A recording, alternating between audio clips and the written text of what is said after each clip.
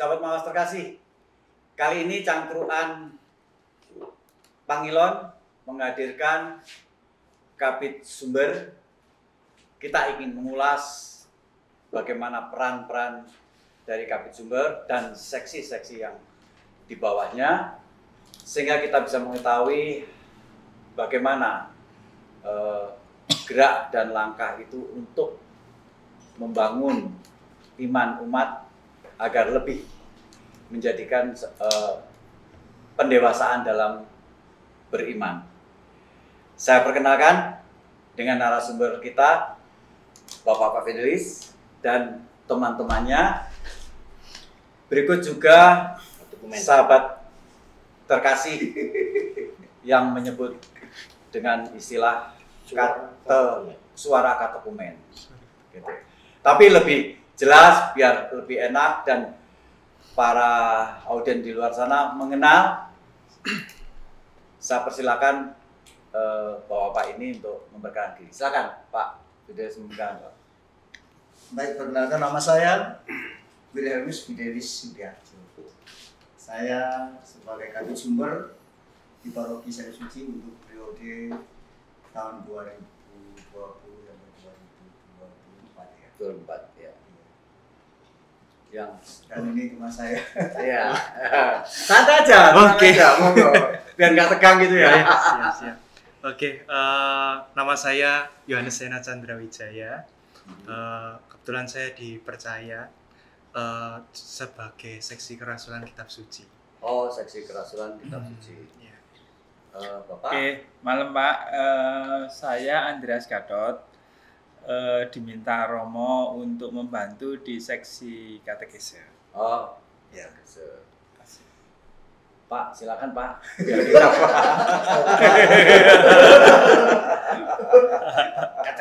Katekumen, monggo Pak. Singkat. Ya, ini Pak Setiawan. Kita biasa kita berbincang-bincang dan mungkin audien sudah tahu bahwa bagaimana Pak Setiawan di program Cangkruan Pangilon. Kali ini kita akan membahas tentang katekese sebagai kekuatan gereja. Kalau melihat dari judul yang akan kita bicarakan ini, terlebih dahulu saya ingin mengetahui Pak, job desk dari bidang sumber itu apa Pak? Monggo Pak. Baik Pak Budu. Bidang sumber ini kan kenapa disebut bidang sumber ya? Ya. Karena tugasnya bidang sumber itu yang pertama itu mengenalkan, membimbing dan mengarahkan umat beriman kepada sumber iman Katolik. Pak Budu mungkin masih ingat ya, ada 3 sumber iman Katolik itu. Kira-kira apa saja? Masih ingat apa? Biar kata kebenaran Kita. Langsung aja Pak. Ya, yang pertama itu kan sumber imannya tradisi suci. Lalu yang kedua kitab suci. Lalu yang ketiga itu magisterium gereja.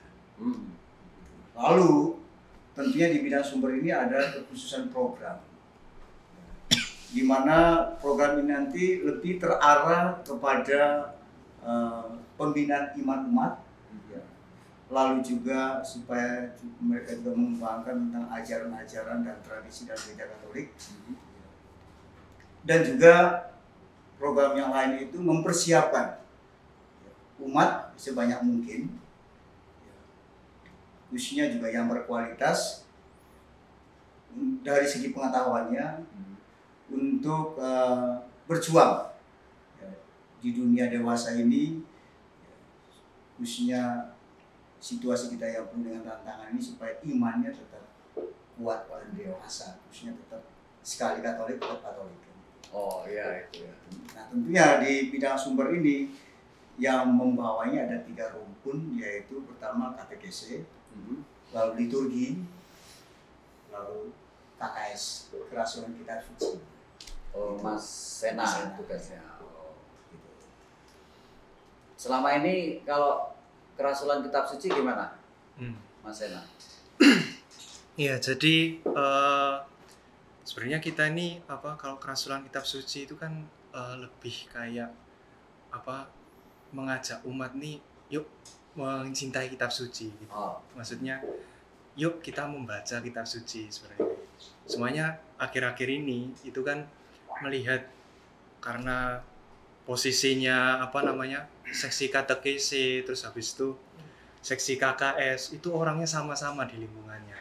Akhirnya kita jadi satu. Jadi katekese sama KKS. Jadi kita programnya jadi satu juga. Jadi ya barengan.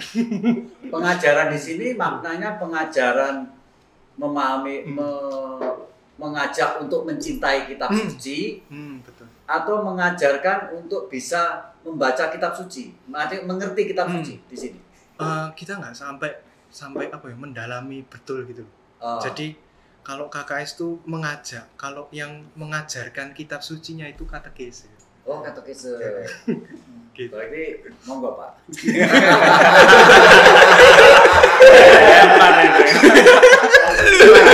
Gimana? Gini, jadi seperti dibilang oleh Pak Fidel, memang tantangan katekese itu adalah kita menghantar para pewarta di lingkungan itu untuk memahami tiga ini Pak, antara tradisi, kitab suci sama magisterium. Nah ini memang prosesnya tidak gampang. Makanya kemarin di tahun ini itu karena sebagian besar dari para pewarta di lingkungan itu baru, dan mereka meminta untuk didampingi, diberikan pembekalan, maka tahun ini kita memberi mereka pemahaman mengenai sakramen dulu. 7 sakramen. Itu merupakan bentuk pembekalan paroki kepada para pewarta di lingkungan, sehingga mereka nanti kalau ditanya umat, paling tidak mereka bisa menjawab. Begitu. Berarti di sana ada proses pengajaran ke Ya. para katekumen ya. Ke para pewarta. Para pewarta. Atau masih pewarta tapi namanya kalau di paroki kita ini kan memakai istilah katekis. katekis ya. Tapi sebetulnya kalau istilah resmi di keuskupan yang namanya katekis itu kan yang berpendidikan katekis benar-benar Pak. Di sekolah di Madiun itu Widayuana mereka lulus katekis resmi artinya. Nah kita mengadopsi itu nggak ada masalah sih nama. Cuman kan sebagian dari katekis kita ini yang di lingkungan kan baru. Istilahnya. Mereka belum begitu banyak mengetahui bahan-bahan tentang katekese, makanya dalam tahun ini kita memberi mereka pembekalan. Bentuk-bentuk pembekalannya? Kemarin kita mengadakan 7 sakramen itu 11 pertemuan. 11 pertemuan. 7 bulan. 7-8 bulan. Iya, Pak. Dan puji Tuhan dari awal sampai akhir yang mendaftar itu sekitar 130-an, masih tersisa sekitar 100-an. Karena ya 100 berapa? 170-an. 120 sekian. 120. Berarti masih 20% lah ya yang loss. Pak Iwan gimana? Pak Setiawan, ada nggak? Saya tertarik aja dengan dua istilah. Sebenarnya apa sih yang membedakan antara pewarta sama katekis? Seksinya resmi di sini katekese. Ya. Orangnya katekis. Sebenarnya apa ada beda antara katekis sama pewarta? Kalau dulu orang mengenal seksi pewarta, pelakunya pewarta. Nah, sekarang orang mengenal atau dikenalkan dengan istilah katekis, dan secara resmi di susunan kepengurusan mungkin ya, yang nggak tahu itu. Namanya juga seksi katekese. Apakah ada perbedaan yang secara prinsip sehingga harus dibedakan? Kalau nggak salah keuskupan memakai istilah katekis juga, bukan pewarta sudah. Iya. Nah, gimana Pak? Kira-kira apa yang membedakan secara prinsip sehingga harus diganti? Kalau sama aja kenapa mesti diganti? Gitu. Iya kan? Kalau sama kenapa mesti diganti? Gimana Pak? Begini, ya mungkin kita harus tahu dulu ya akarnya. Katekese itu kan berasal dari kata bahasa Latin itu kateke. Ya, kateke itu kata kerja. Lalu katekesisnya itu pengajarannya atau kata bendanya. Lalu akar katanya itu kan adalah kat dan eko. Kat itu artinya keluar, ya, ke arah luas. Dan eko itu artinya gema atau gaung. Berarti tentunya dari sini kita bisa melihat atau mengambil suatu kesimpulan makna profan dari katekes itu adalah suatu gema yang diperdengarkan atau disampaikan ke arah luas, keluar. Siapa? Ya pelakunya ya orang katekes itu. Ya. Bukan gema itu kan ada pewartanya, mewartakan. Ya. Tapi dalam konteks mewartakan berarti mereka harus paham dulu tentang itu. Ya, Nah, makanya apakah ada model-model untuk menjadikan para katekese tadi agar bisa memberikan suatu pemahaman keluar itu adalah suatu kebenaran, tapi dia juga memahami kebenaran yang disampaikan tadi, kan gitu ya? Apakah ada itu pola-pola kalau bisa saya sebut pendidikan lah ya, pendidikan. Kalau kata tadi kan harus berpendidikan, sekolah yang benar-benar Alkitab gitu ya, karena nggak mungkin, mosok di setiap lingkungan diambil orang-orang yang berikan, ya nggak ada itu. Gitu. Kalau orang khusus sudah jadi guru-guru semua itu ya. Nah, dalam konteks awam diajak menjadi katekese, berarti dia berarti dia harus punya bekal kan. Nah, ya minimal basic. Tapi bekal itu apakah sudah diberikan kepada mereka sehingga mereka kalau ada pertanyaan dari luar, minimal dia punya semacam jawaban, meskipun itu tidak sempurna, tapi jawaban yang lebih memberikan paham saya. Gimana? Ya begini Pak, memang ya khususnya di paroki kita ini kan semua sesi katekes ini kan backgroundnya bukan dari pendidikan khusus ya. Tapi mereka itu punya kemauan, kerinduan untuk bergabung menjadi katekes. Agak maju dikit Pak. Untuk mewadahi ini semua supaya apa yang mereka gaungkan keluar itu nanti juga sesuai dengan ajaran kitab suci. Maka tentu seperti yang sampai Pak Gatot tadi ada pembinaan berkelanjutan. Ya. Contohnya salah satu yang sudah kita lakukan di tahun 2022 itu adalah tentang 7 sakramen. Karena nanti juga ya, ketika umat bertanya kepada mereka tentang 7 sakramen, ya minimal juga mereka sudah pernah belajar bersama tentang itu. Ya. Dan juga yang paling utama kan juga memang harus dia punya kemauan, harus punya komitmen. Karena dia ini nanti menjadi corongnya Allah. Ya pasti akan dia corongnya. Jadi corong itu harus menggaungkan sesuatu yang benar. Memang ada persiapan. Berarti syarat menjadi katekese bodoh kata ya. Katekes itu. Syarat menjadi katekes berarti tadi sudah disampaikan bahwa untuk lebih afdolnya orang yang berpendidikan. Ya. Tapi karena kita ini dasarnya adalah sebetulnya sih bukan katekes Pak ya. Bukan seorang katekes ya, bukan ya. Cuman kita menjadikan dia menjadi katekes. Hanya kalau ada satu kesan, ada nilai pertanggungjawaban di sana, ya kan? Seorang katekes itu berarti ada nilai pertanggungjawaban untuk menyampaikan kebenaran itu, ya kan?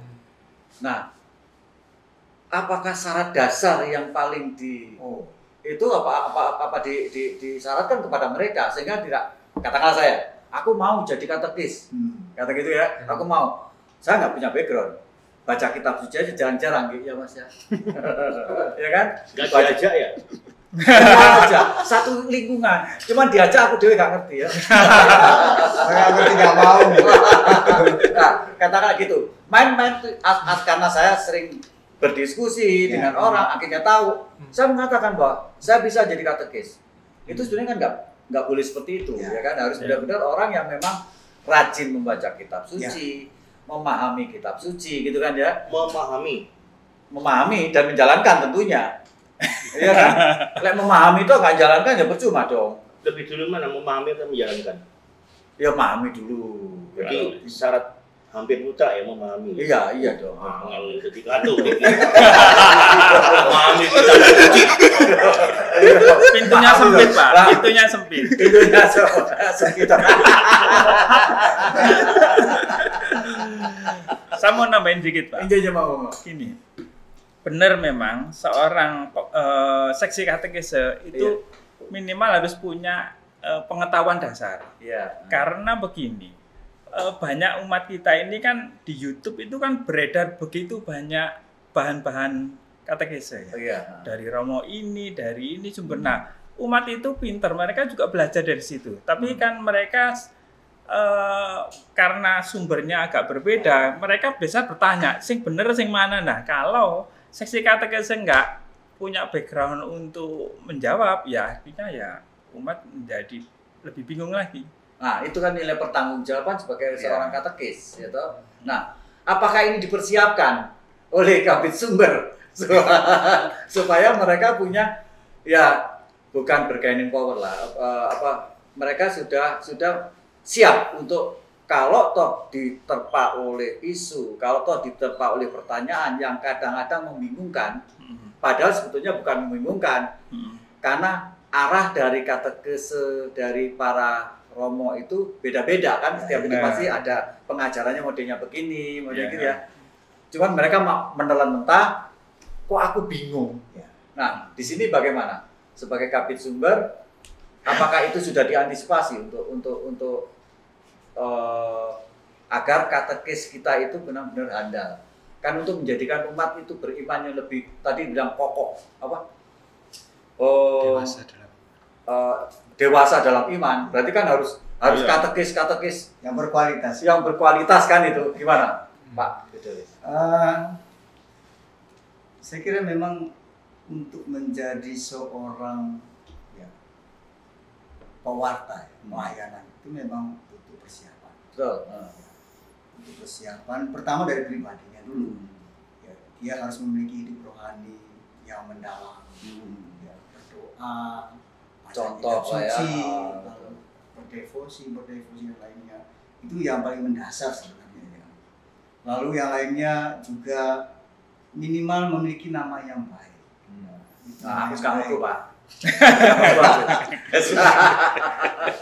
Memiliki nama yang baik, lalu pribadinya baik, lalu di keluarga itu juga baik. Karena bagaimanapun juga dia nanti adalah sebagai model, contoh bagi Pro model Ya. minimal dasarnya. Lalu juga yang berikut, jangan lupa dia juga harus bisa diterima oleh umat. Karena ketika dia menyampaikan kalau umat tidak terima ya sama saja.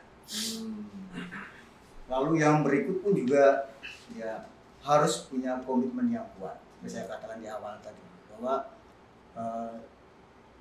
pekerja pastoral pelayanan itu memang dasarnya harus punya komitmen. Ya, karena kita ini bekerja tanda kutip bukan untuk cari berkat, tapi kita membagi berkat. Wow, tuh itu. Waktu enak ya dengerin membagi berkat, gitu.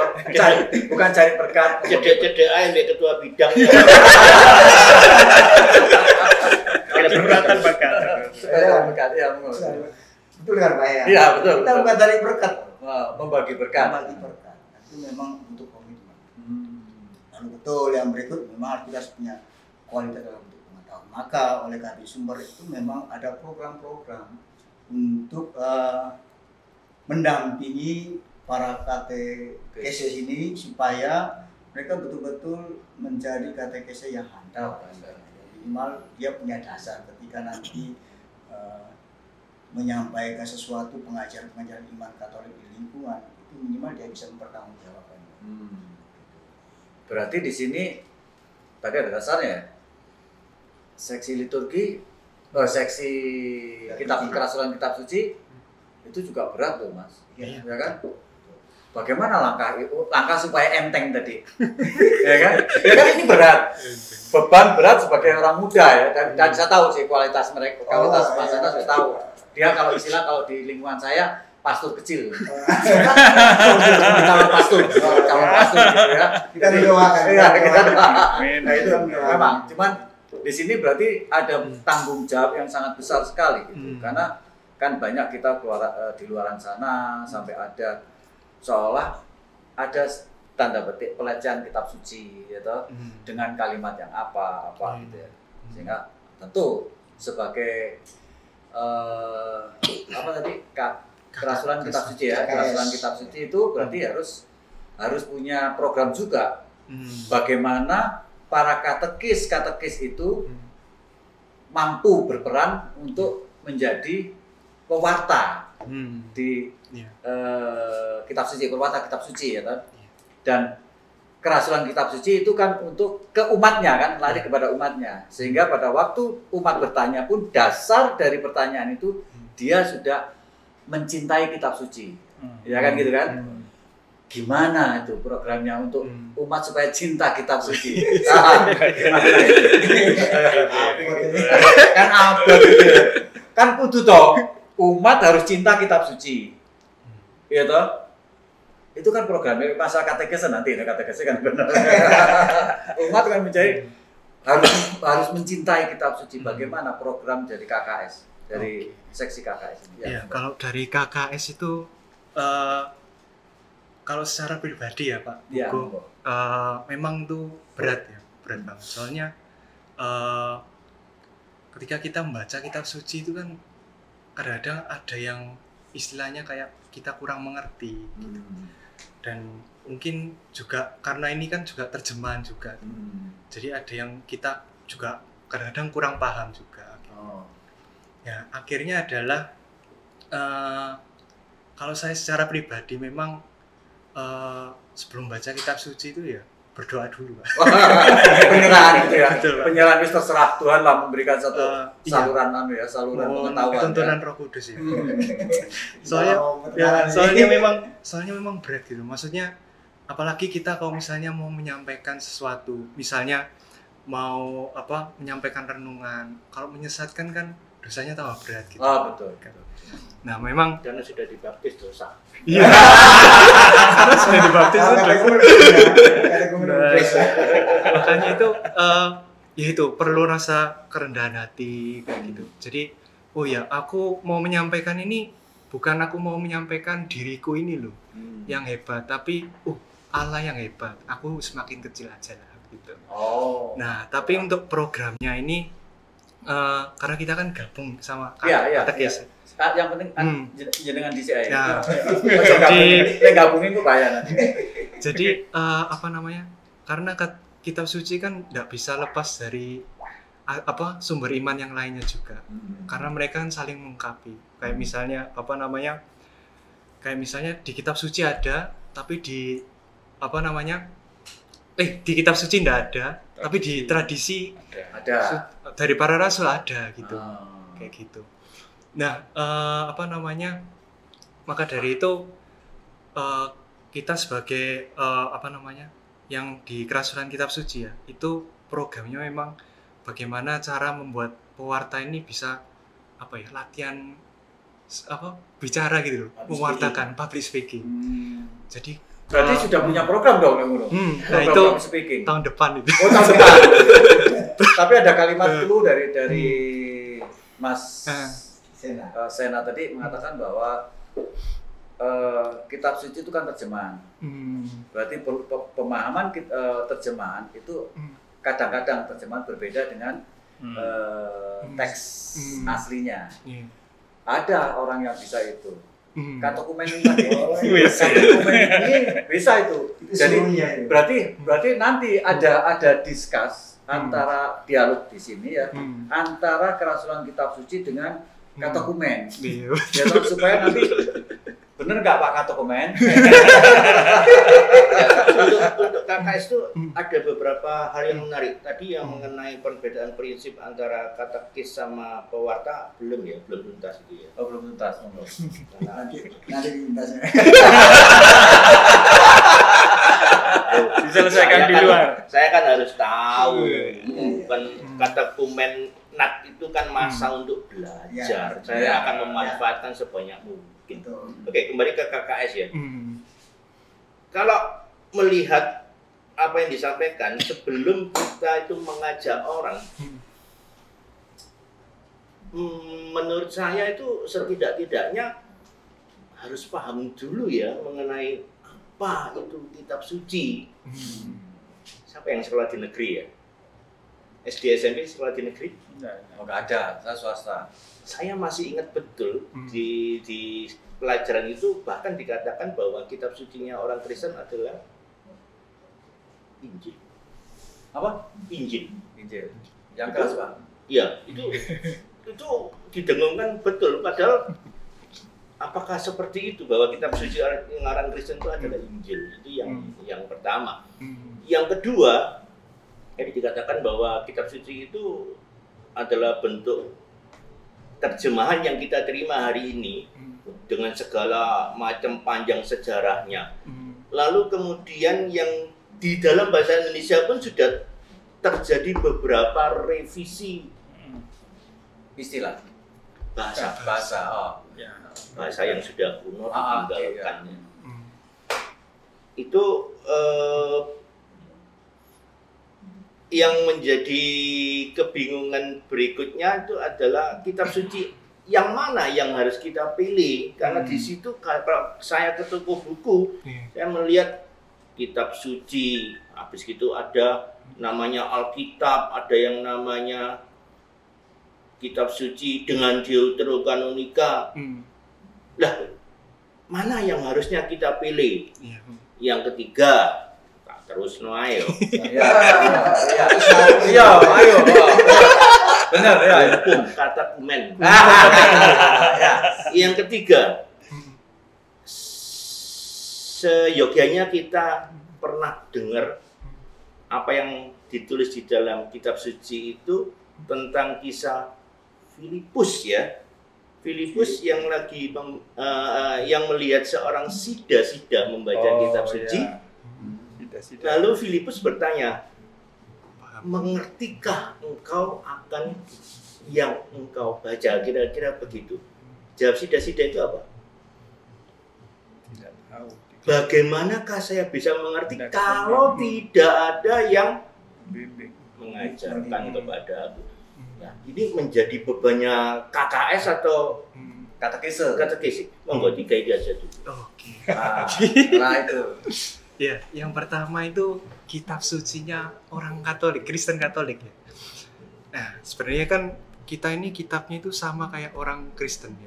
Jadi apa yang perjanjian lama itu mulai dari Kejadian itu. Nah, lalu sama perjanjian baru yang dari Matius sampai yang Wahyu itu. Terus akhirnya juga ditambahi sama yang Deuterokanonika itu kan. Ditambahi? Oh, maksudnya dilengkapi, Melengkapi. Kenapa? Kok bisa ditambahi, diseseli? Nanti kan kalau ada ditambahi, diseseli, ada yang dicomot, ada yang dikurangi berarti. Oh iya. Siap. Jadi kalau kitabnya orang Kristen kan nggak pakai Deuterokanonika tuh. Iya kan. Nah, maka dari itu kalau saya ingat ya, maksudnya kalau Romo Uskup itu bilang itu ya. Nah, jadi kitabnya orang Kristen itu mintanya yang percetakannya, nah itu ditambahi Deuterokanonika. Walaupun kalau saya yang tahu itu sebenarnya itu kan Deuterokanonika kan katanya ditambahkan, sebenarnya enggak. Maksudnya itu memang sudah ada itu. Semuanya memang orang Kristen Protestan itu kan nggak pakai itu karena nggak mengakui itu. Tapi ini memang suyapnya ini ya kita mengakui ini yang Deuterokanonika ada Deuterokanonika. Yang lengkap. Ya maksudnya ono Deuteronikane maksudnya. Si. Aku coba salah nolak enggak apa-apa. Enggak, Aku iki karo saya itu Iya. kan bertanya. Iya, heeh. Ya apa Pak dokumen? Iya. Nah, enggak gini Pak. Enggak boleh saya pergi. Ini Silakan. Ini Pak, ini ada satu masukan dan mungkin kita bisa menjadikan satu dialog ini tidak satu arah gitu. Sehingga Katokumen pun juga mungkin punya pemahaman yang ada saling melengkapi. Gimana Pak Katokumen? Kalau saya tertarik dengan istilah Deuterokanonika, apa sih Deuterokanonika itu? Apa khasnya Deuterokanonika itu? Sehingga tadi dikatakan ditambahkan atau dijejelkan. Dijejelkan bahasanya. Disisipkan. Ya, Disisipkan. Oke, ini kalau sepemahaman saya, memang ini kitab yang ditambahkan. Nah, tapi kalau dalam pemahaman saya yang lebih lanjut lagi, sebenarnya ini bukan ditambahkan, karena kitab ini sebenarnya sudah ada sejak zaman-zaman dahulu waktu pemilihan. Ini kitab ini sesuai nggak dengan iman kita Katolik gitu loh. Jadi kan di situ kan kalau kita itu kan ada yang istilahnya mendoakan orang meninggal kayak gitu. Itu kan ada yang di kitab Makabe itu kan. Tapi Kristen Protestan tidak mengakui itu. Akhirnya itu kan tidak dipakai. Tidak digunakan. Ya itu sih Pak yang saya. Kenapa kita memakai? Kenapa Protestan nggak memakai? Nah, apakah ada perselisihan perseteruan pemikiran begitu? Iya, enggak. Ojo dikejar ngono, Bro. Maksudnya gini, Saya kan Katokumen. iya, cuman gini. Konteks dari Mas Sena tadi mengatakan bahwa kalau gereja lain, itu boleh sakleknya boleh kita katakan bahwa dia tidak mengakuin kalau gereja Katolik itu sebagai bagian dari pemahaman kitab suci, melengkapi dari makna isi-isi yang ada di kitab suci Perjanjian Baru, ya kan? Karena di situ ada supaya ada sejarahnya. Aku ambil kayak clue nih misalnya ada sejarah. Jadi kalau kitab suci kita itu memang ada sejarahnya, mulai dari awal bagaimana sampai masalah magisterium tadi itu ada jelas gitu, ya kan? Nah sekarang supaya lebih biar bukan saya aja gitu ya. Deuteronika itu kalau menurut jenengan apa Pak? Enggak. Aku kesampaian. Kasihan dia. Dia tadi udah apa gitu lah. Sampai. Kan biasanya Katokumen itu lebih pintar. Iya. Bukan makin lebih pintar, masih ingat. Masih ingat. Oh iya. Masih ingat. Tidak tahu tapi ingat. Boleh. Nah ini juga supaya kita kan tadi kita udah jelaskan bahwa kita ini diskusi, bukan untuk saling mengisi. Ya. Kalau jenengan gimana Pak? Deuteronika gitu Pak? Sepengetahuan saya. Ini menarik ini. Memang kitab suci Katolik itu terdiri dari Perjanjian Lama, Perjanjian Baru, dan Deuterokanonika. Ada berapa kitab Deuterokanonika itu urusannya orang KKS lah. Ya. Perjanjian Lama dan Perjanjian Baru itu secara kodifikasi penyatuan itu memang sudah sejak awal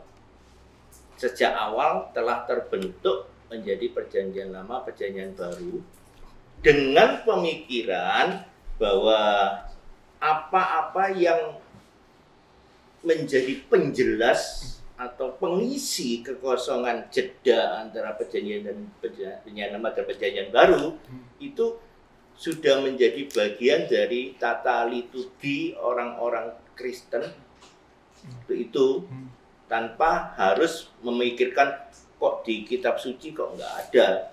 Lah, di dalam masa berikutnya itu justru menjadi perselisihan karena ada sebagian, halus saja ngomongnya, sebagian orang Kristen yang mempermasalahkan ini tidak ada di dalam kitab suci, kenapa kok dijadikan dasar di dalam tata liturgi maupun pengajaran. Nah, sebenarnya apa yang ada menurut saya juga buram ya. Buram. Ada cuma tidak ada di dalam praktiknya, mungkin mirip-mirip dengan tradisi, tapi tidak ada di dalam kodifikasinya. Maka kemudian gereja Katolik memasukkannya, menentukannya dengan istilah deuterokanonika. Deutero itu artinya yang kedua. Kanonika itu artinya penentuan. Kanon itu batas, galak, ukuran. Nah, yang ini dan ini, perjanjian lama dan perjanjian baru, itu dikatakan proto-kanonika.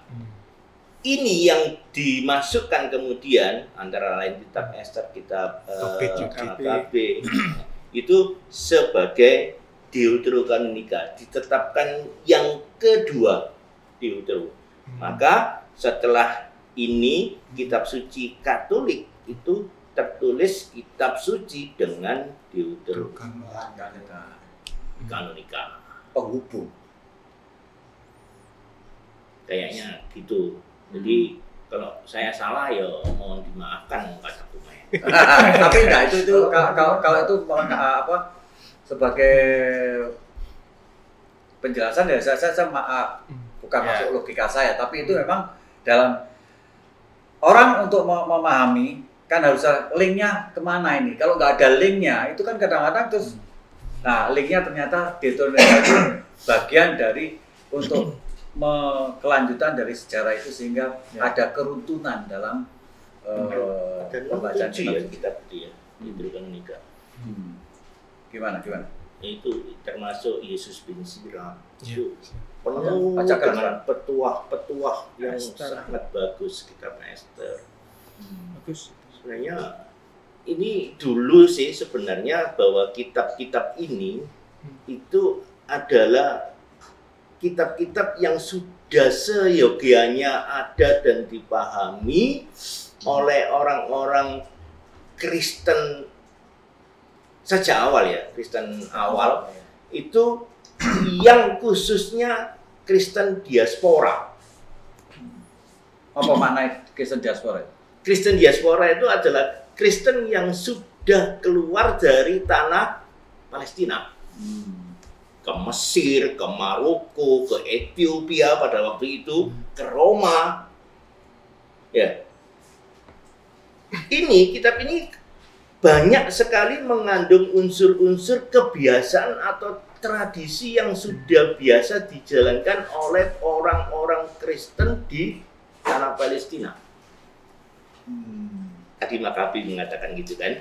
Nah, Yudas Makabi itu sebagai seorang raja, dia melihat prajuritnya gugur, kumpulkan uang untuk mendoakan mereka yang sudah gugur. Nah, ini tradisi yang sebenarnya dijalankan oleh orang-orang Kristen awal. Nah, orang-orang diaspora ini karena sudah terlepas dari komunikasi, nggak seperti sekarang, orang di Amerika dengan WA, jadi. Nah dulu dengan apa komunikasinya? Terputuslah komunikasi. Karena terputusnya komunikasi ini semakin lama semakin sedikit orang yang memahami tradisi kekristenan. Sehingga dalam kemudian hari menjadi silang pendapat itu dan gereja kita menentukan Deuterokanonika ini. Kayaknya sih Demikian. Nah ini setelah tadi KKS Roto Lego toh. Sekarang di seksi katekese. setelah kita diskusi ini tadi, bagaimana? Apakah ada satu pemahaman baru tentang makna katekise ini, Pak? Supaya nanti ini kita mau mengarahkan bahwa mari kita memahami sebagai katekis itu dalam berkatekise kita juga mengerti. Tadi ada kita masalah untuk kitab suci kita udah ada masukan gitu ya, ada diskusinya. Oh ternyata bukan sisipan. Jadi tidak ada istilah sisipan sekarang, ya kan? Itu adalah melengkapi dari atau menyambung dari sisipan aja nggak ada, tapi apalagi jejelan. Jejelan dari kitab Perjanjian Lama ke Perjanjian Baru, sehingga ada loss-nya ini adalah di Teutonika tadi, kan gitu kan ya? Gimana Pak kalau menurut jenengan Pak? Jadi saya nyambung aja dari Mas Hendra tadi ya, Pak. Jadi memang salah satu soft skill yang harus dimiliki oleh seksi katekese itu mengajar, ya, karena dia harus menerangkan. Mengajar, ini benar menarik ya? ini. Nah, untuk mengajar dia kan perlu memahami dulu, kemudian merumuskan di kepalanya, dan dia menuangkan dalam komunikasi. Nah, kami bertiga menganggap bahwa ini perlu dibekalkan kepada seksi katekese, bapak-bapak, ibu-ibu di luar sana yang di seksi katekese, terutama yang masih baru. Nah, oleh sebab itu tahun depan kami akan membuat workshop untuk pelatihan pembuatan renungan. Itu sekaligus satu memahami kitab suci, kemudian mengartikannya, kemudian mengkomunikasikannya. Jadi 3 tahap itu kita garap sekaligus, Pak. Nah, itu akan ditangani oleh kami meminta bantuan dari Komisi Kateketik Keuskupan. Mereka sudah punya tim. Jadi workshop itu beberapa kali pertemuan dan pelatihan. Moga-moga program ini direspon dengan baik oleh lingkungan-lingkungan sehingga mereka bisa upgrading seksi katekesenya, sehingga paling tidak membantu untuk mereka bisa menyampaikan dalam renungan itu isi dari kitab suci yang benar. Artinya bukan perkara dia mengartikannya sendiri, tapi nanti dalam workshop itu ada rambu-rambu bagaimana kitab suci itu harus dimaknai dan bagaimana itu disampaikan. Begitu. Ngeri juga ya. Ngeri. Saya tadi ada sisi nilai pengajaran tadi ya. Iya, itu penekanannya kan di pengajaran. Itu yang membedakan dengan seksi pewarta kan. Mewarta itu ya sudah mewartakan begitu aja kan. Gampangnya begitu dari sisi terminologi ya. Tapi kalau begitu kita menggantinya dengan istilah katekis, ada satu beban pengajaran, artinya mengajarkan. Padahal kalau kita tahu struktur dari pengajaran Gereja Katolik Roma, GKR ya, itu sampai kepada pastor dalam arti status magisterium. Benar. Nah, ini yang ditarik ke awam kan? Ya. Tanggung jawabnya begitu besar sekali di sini. Katekis berarti mengajarkan. Mengajarkan tujuannya adalah kedewasaan iman, menjadikan tempat penggodokan dari para katekis yang akan menularkan juga kepada umat. Dalam arti ini bukan hanya sebatas yang mendasar bahwa ada 7 sakramen apa aja, ya. Tapi tentunya berharap sampai kepada kedewasaan iman, mungkin juga sampai kepada siap sebagai apologet. Ya. Nah, pertanyaan-pertanyaan umat atau awam, baik Katolik maupun non Katolik, itu kan tidak hanya dibatasi, di ajaran saya hanya ada ini, yang saya pelajari hanya ada ini, tapi kan diminta pertanggungjawaban dalam fungsi dan jabatan sebagai katekis. Gak sanggup saya. Ya, makanya contohnya hari ini lagi rame, kalau di kalau kita dengar di YouTube bahwa salib itu ada, Oh iya. ya toh, kita nggak usah membahas detail personel lah, tapi berita itu sungguh menggelitik kita ketika kita berpikir kita harus siap untuk menjawab pertanyaan ini, bukan hanya sekedar kita enggak menyembah kok, enggak hanya sekedar itu jawabannya. Kalau hanya sekedar itu ya Semua orang bisa. ya pertanggungjawaban katekis ini kembali lagi di sini, bahwa apa yang harus kita jawabkan untuk pertanyaan-pertanyaan seputar itu, termasuk juga untuk KKS. Dikatakan tadi bahwa kita penerjemahan, kalau yang namanya satu penerjemahan dari bahasa A ke bahasa B 1000% pasti ada kerugian, ada persepsi, ada pergeseran makna, itu pasti. Apalagi kalau kita menurut konon itu banyak sekali teknik-teknik penerjemahan itu. Lain kali kita. Tapi kalau Katolik ada apa namanya istilahnya untuk memahami kitab suci itu ada satu lagi apa lupa aku. Ini kitab suci tradisi magisterium. Enggak, ada satu buku Katekismus. Oh, ya. Katolik gereja Katolik. Iya, Gereja itu berarti ada katekismus Kalau itu juang ke itu. Nah ya itu untuk Iya. untuk berarti ini kan sebagai kita anggap pewarta dulu lah ya. Karena kalau kita sebut katekis tadi aku takut juga itu tadi. Karena itu memang magisterium sebetulnya yang ditarik untuk diberikan kepada umat gitu ya. Sementara ini saya sebut pewarta dulu ya. Ojo lah ngresmine katekis. Enggak, maksudnya di sini. Nanti kita sebut katekis gitu loh. Katekis gitu loh. Ojo ngono ta, Bos. Aku kemarin gedeg itu. Aku seneng ngomong malian yo. Tapi enggak, kita ini diskusi bebas jadi. Sampai aku ngomong apa iki mau lali aku sampean. Ya. Ya. Kita lebih ke arah bagaimana sebagai pewarta dengan yang tadi dikatakan sampai ada pertanyaan, nggak sekedar kita mengatakan bahwa enggak, kita nggak nyembah patung kok tapi kita punya dasar bahwa bagaimana memahami makna-makna yang ada di dalam gereja Katolik, pemaknanya harus jelas, dan jelasnya itu bukan jelas katanya, tapi jelas itu diimani, diyakini, dan itu adalah kebenaran hakiki dari yang sudah didogmakan gitu ya.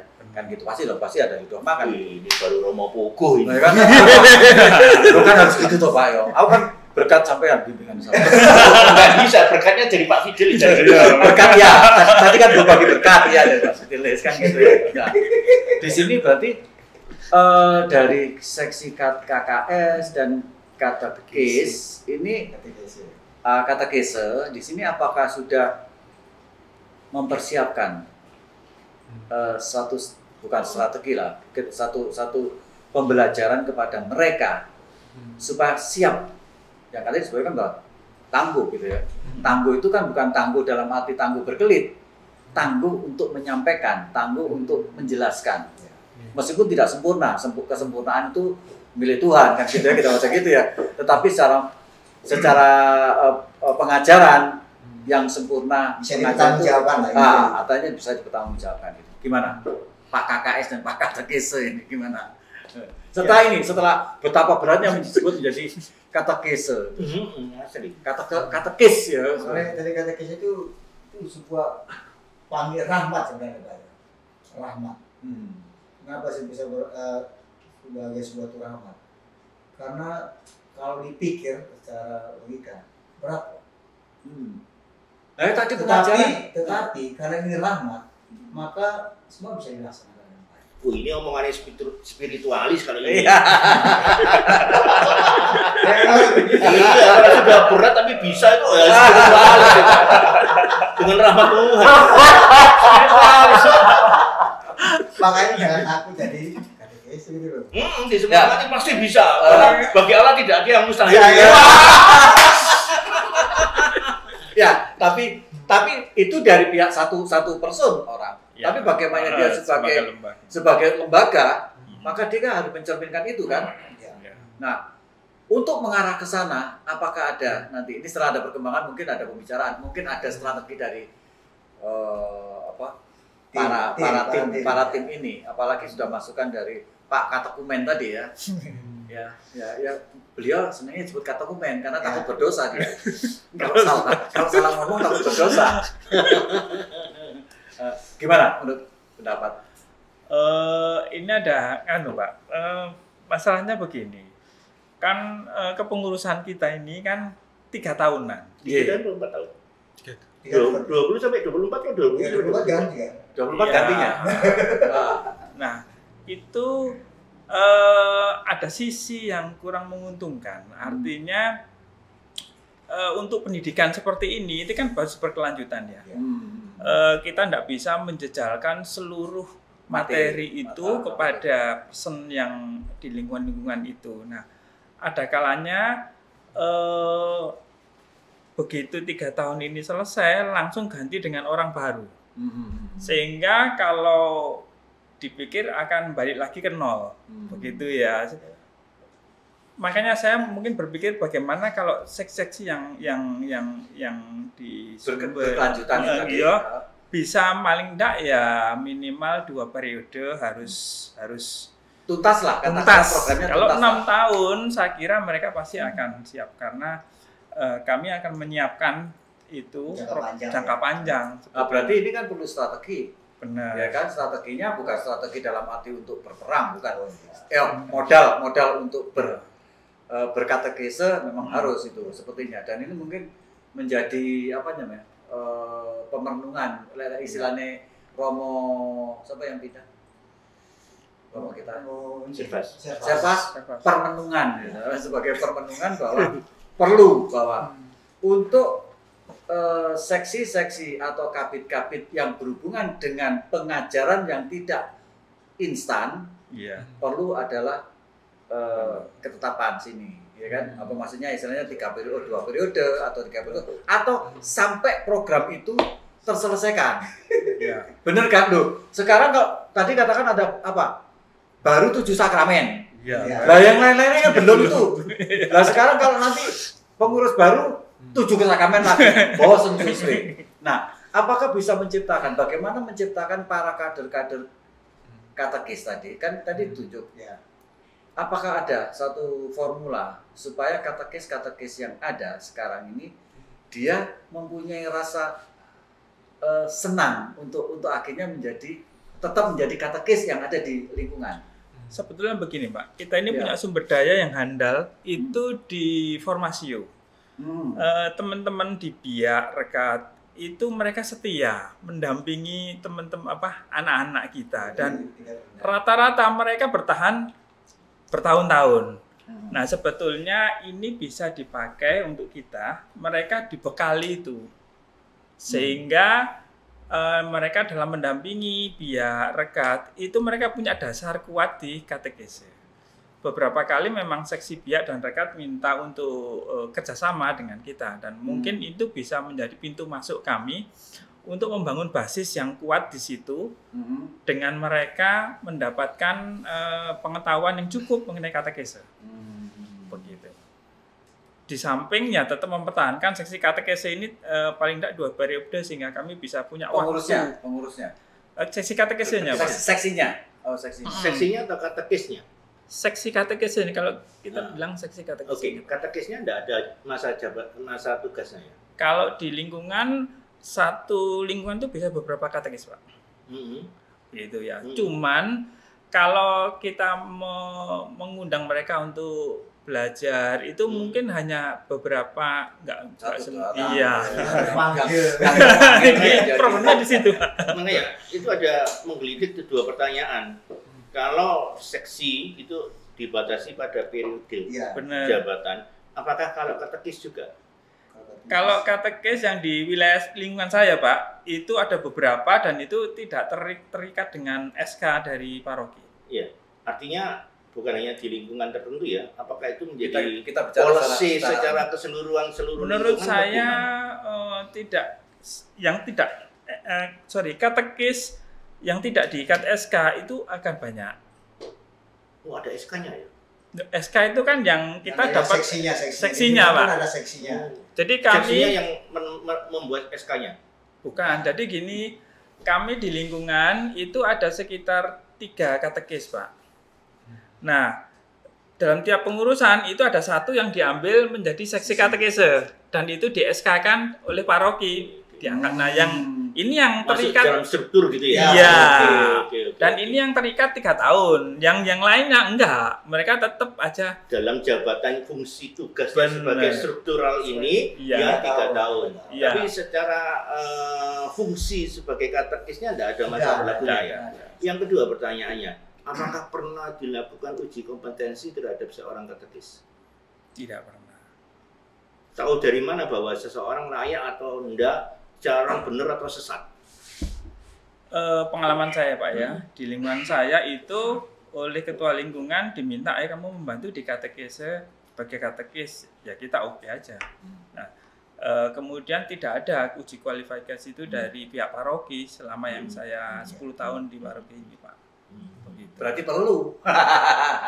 Masalahnya kan kadang-kadang gini, kita bukan menuduh enggak, tapi kita berpikir dalam banyak perjalanan sejarah gereja ini itu bukan niat dia untuk berbuat salah, bukan niat dia untuk menyimpang dari ajaran, tapi karena ketulusan hati yang tidak diikuti dengan pemahaman yang cukup tentang ajaran, ketulusan hati ya, dan niat yang cukup, akhirnya seseorang itu menjadi sesat.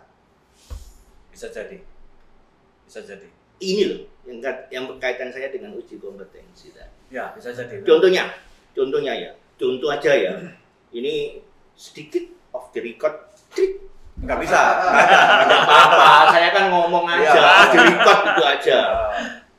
Banyak sekali kita itu mendapat pertanyaan mengenai, coba tolong saya dijelaskan bagaimanakah yang dinamakan Allah Tritunggal. Itu kalau orang gegabah menjawab, saya jamin sesat. Ya. Nah, inilah bukan maksud dia untuk melangkai atau menyalahi ajaran gereja, namun semangat untuk menjawab, katekis, pengajar, ya toh, semangat untuk menjawab tidak diimbangi dengan kapasitas yang cukup. Akhirnya terjadi kesesatan. Sesat terselubung. Bukan terselubung, bisa jadi Sesat sesungguhnya nyata. nyata. Contohnya ya, dijawablah seperti gini loh Pak, di lingkungan dia RT, di sekolahan dia guru, di rumah dia suami. Itu dia contohnya seperti ini, alat itu enggak. Ini sesat ini. Sesat. Iya. Sesat betul, ini sesat modalisme ini. Terlalu menyederhanakan. Iya. Nah, maksud saya seperti itu. Oh, jadi kok ya? Nah, enggak, tapi benar ya. Tapi benar. Kalau kita mungkin karena saya sih dulu begitu ya. Setelah sama beliau sering podcast gitu ya, terus kita diskusi setelahnya itu benar juga.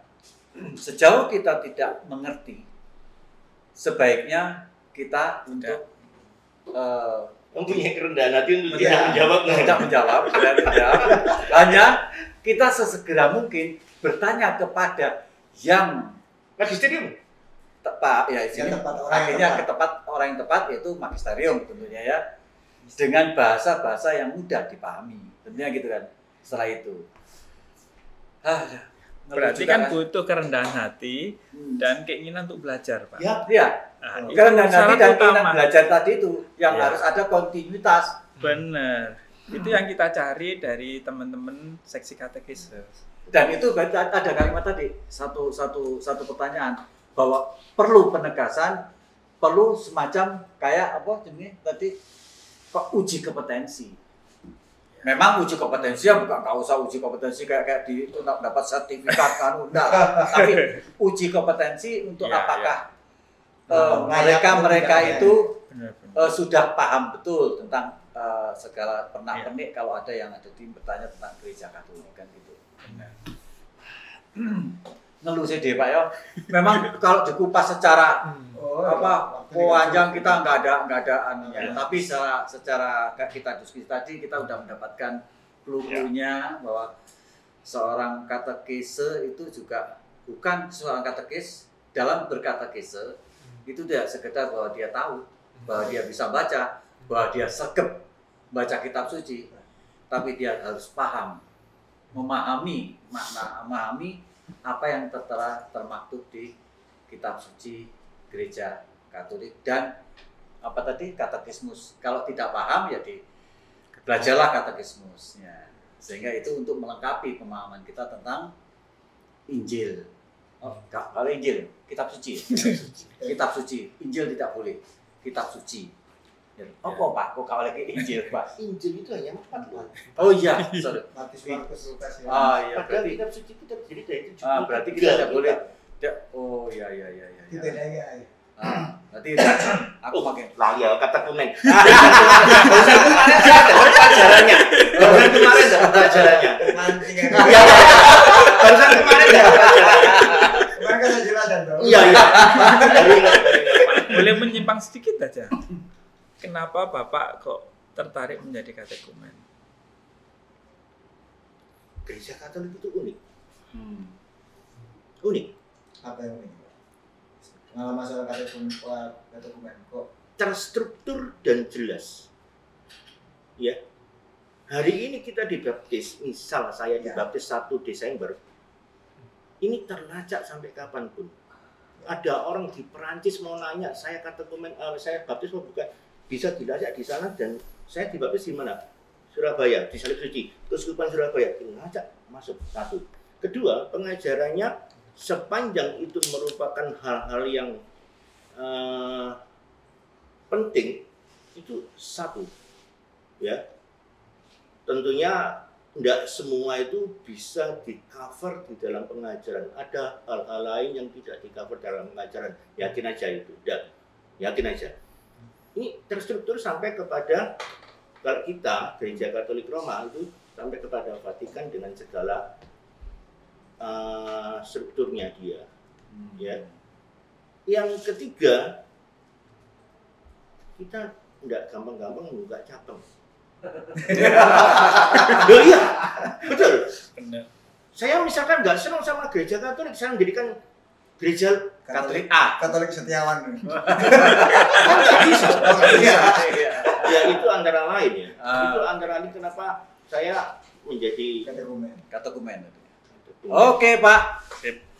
Mungkin kalau kita mungkin nanti cari materi-materi lain dan mungkin tolong di apa untuk supaya kita kupas lebih dalam lagi. Ternyata Siap. menarik kan, enak kan, ya kan? Yang namanya katekis itu nggak pernah ada habisnya. Nggak apa-apa. Betul. Iya. Materi itu tidak akan pernah habis Nggak untuk pernah di habis. podcast. Ini adalah sarana daripada satu-satu menghadapi orang gini kan lebih ini sarana pure. Yes. Manfaatkan ini betul supaya saya juga bisa belajar dari Boleh tambah 1 pertanyaan lagi untuk katekumen. Nanti aja. Oh, nanti aja. Tambah lagi. Oh, sesi 2 ya. Seksi. bukan karena temannya ditanya. Pengalaman. Oh iya. Sama dari katekumen. Iya. Gitu loh. Itu nanti dah itu Oh, dah iya. itu pengalaman katekumen apa-apa. Karena gini loh, katekumen belum tentu kita kan masih loh. masih Iya. belajar masalah katekise toh pengajarannya inti dari makna katekise itu nanti aja tuh Pak cek materi no mana aja dong. Ada satu titipan pesan aja. Oh iya. Hal yang penting sekali bagi berdua seksi ini, Bertiga. berdua lah seksi Berdua. ini, Seksi, karena ya. Sumber. terima jadi aja. Ya. Tafsir kitab suci. Ya. Tafsir kitab suci. Ya, hati-hati. Karena kita membaca teks kitab suci, lalu tiba-tiba aja saya mengatakan, saya mengartikan ini. Apakah yang saya katakan saya mengartikan demikian itu sama dengan ajaran gereja? Hmm. Tafsir resmi itu beberapa ada yang ditulis, ada yang menulis tentang tafsir. Contohnya yang terkenal sekali kan bukunya Stephen Lexin. Yo, ya. Nah, itu tafsir kitab suci. Jadi ada dua hal yang berbeda. Kita berusaha menarik keluar makna dari yang tertulis, yaitu atas, kalau kita tidak paham ya dengan bantuan katekismus kita, gereja Katolik dan buku tafsir. Jadi Melengkapi ya. dan ini. Melengkapi. Yang kedua yang berbahaya adalah teksnya bunyi gini, saya artikan seperti ini. Jadi justru kita yang mengartikan teks kitab suci ini, bukan kita mengambil maknanya, tapi kita memberikan makna. Itu salah. Bisa tersebut tadi. Ya, Oke. supaya kita nggak tersesat jauh-jauh, tersesat dikit aja tidak apa-apa. Balik nih. Ya. Oke. Tafsir.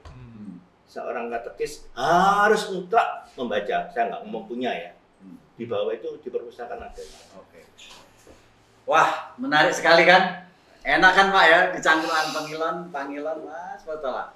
Silakan seksi katekis atau seksi bidang sumber, materi apa yang harus kita bahas, kita bertanya, kita diskusi dengan katekumen yang bandel ini.